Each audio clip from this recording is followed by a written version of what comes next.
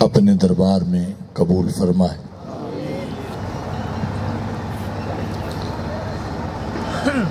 جس انداز میں حضرت مناظر کبیر رحمہ اللہ تعالیٰ کے وصال کے بعد آپ لوگوں نے اس مرکز کی طرف خصوصی توجہ کی، فاضل محتشم مولانا محمد عمر فاروق جلالی صاحب کی نگرانی میں یقیناً یہ قابل تحسین ہے۔ اتنی بڑی مسجد اور اس کے دوسری منزل کا کام جو آئلینڈر کے مراحل سے گزر رہا ہے، اللہ تعالیٰ آپ تمام احباب کی اخلاص بھری ان کوششوں کو منظور و مقبول فرمائے اور اس کا بہترین اجر عطا فرمائے۔ ہر کے کارش از برائے حق بواد، کارے وہ پیوستہ با رونق بواد۔ جس کا کام حق کے لیے ہوتا ہے اس کا کام ہمیشہ رونق والا ہوتا ہے۔ دنیا میں اللہ کے بندوں سے محبت اور عقیدت کا یہی فلسفہ ہے کہ ان کے ساتھ اللہ کے لیے محبت کی جائے۔ اور اللہ کے لیے محبت کا مطلب یہ ہے کہ اللہ کی دین کی سربلندی کے لیے جو انہوں نے پیغام دیا ہے اس پیغام کو نبھایا جائے اور اس کو آگے بڑھایا جائے۔ حضرت مناظر کبیر مفتی محمد عابد جلالی صاحب رحمہ اللہ تعالیٰ نے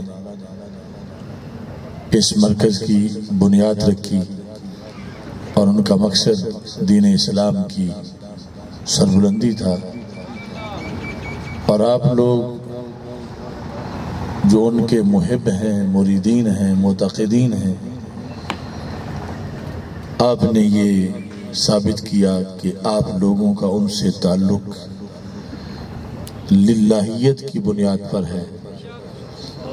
اور للہ فی اللہ تعلق جو ہے وہ کبھی مرتا نہیں، وہ ہمیشہ برقرار رہتا ہے،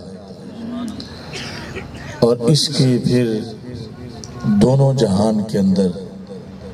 ثمرات انسان کو میسر آتے ہیں۔ جو تعلق کسی بھی انسان کے ساتھ دنیاوی اغراض و مقاصد کی بنیاد پہ ہو وہ ناتمام ہوتا ہے، ادھورا ہوتا ہے، اور جو تعلق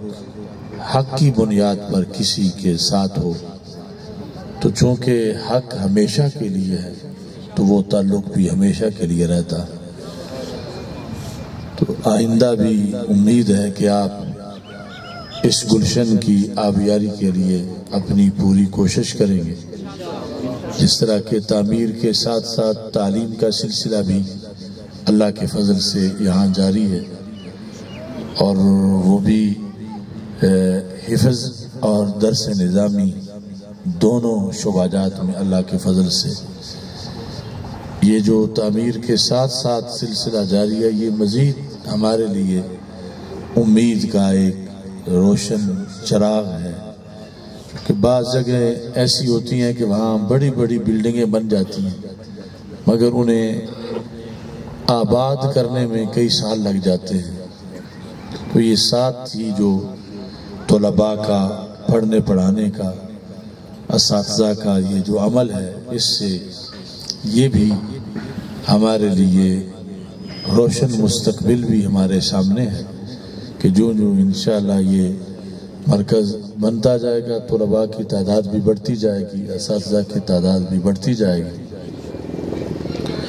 اور اللہ کے فضل سے جو ایک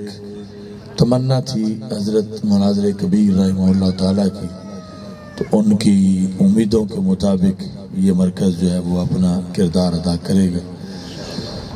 مولانا محمد رضا المصطفیٰ رازی صاحب بھی گاہے بگاہے یہاں آتے رہتے ہیں نظام کو دیکھنے کے لیے۔ صاحبزادہ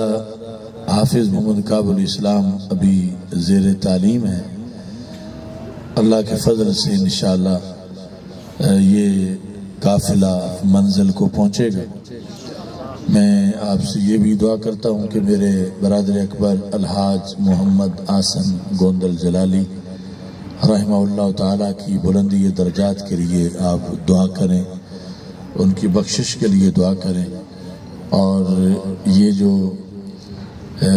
یہاں پر چشمہ فیض ہے اس کی تعمیر و ترقی کے لیے آپ حضرات بھرپور طریقے سے اپنا کردار ادا کرتے رہیں۔ اللہ تعالی ہم سب کا حامی و ناصر ہو۔ وآخر دعوایا ان الحمد للہ رب العالمین۔